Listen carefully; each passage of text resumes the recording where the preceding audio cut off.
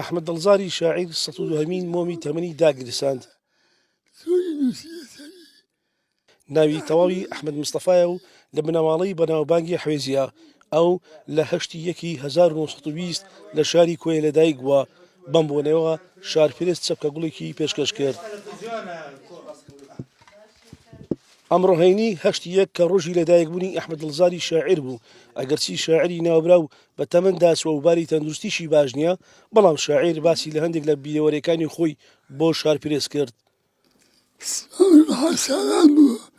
چووە لای مەلای فۆرەوەحان و مادە شتی فارسی و ئەوانە خوێن لە 1929 چوومە قوتابخانەی یەکەمی کوێە یا قوتابخانە بوو.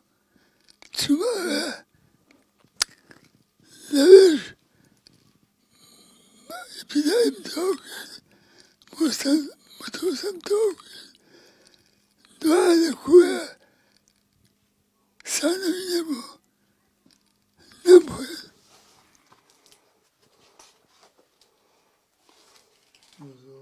شاعری لەگەڵ بابە تاهیری هەمەدانی بە زاراوەی لووری چوارینەکانی هۆنیوەتەوە و چەندی کتێبی شیعری بە زمانەکانی کوردی و عەرەبی هەیە. جگە لە شیعریش بەشداری لە جەنگی جیهانی دووەم کردووە. ئەحمەد دڵزار ئێستاش دڵی تەڕە بۆ شیعر نووسین و دەڵێت ئەگەر دۆخم ئاوا نەبوایە ئێستاش ڕۆژانە شیعرم دەنووسی.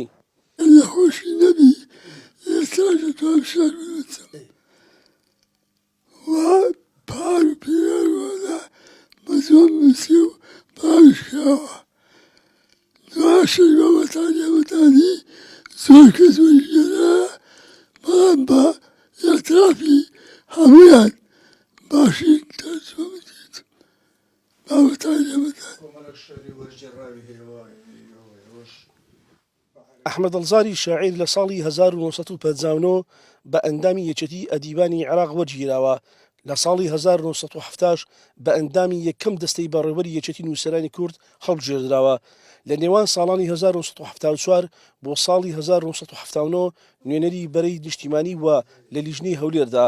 لە پاڵەمەدا ئەندامی خولی یەکەمی ئەنجومەنی یاسادانان بووە لە هەرێمی کوردستان. لە ساڵی 1975دا بە ئەندامی ئەنجومەنی هاوکاری عێراقی ئاشتی وەرگیراوە. دواتر کوردستانی جێی هەشتووە و لە وڵاتی سوید نیشتەجێ بووە و ماوەی 2 ساڵیشە گەڕاوەتەوە کوردستان و لە شاری هەولێر نیشتەجێیە. هەژار ئەنوەر، شارپرێس، هەولێر.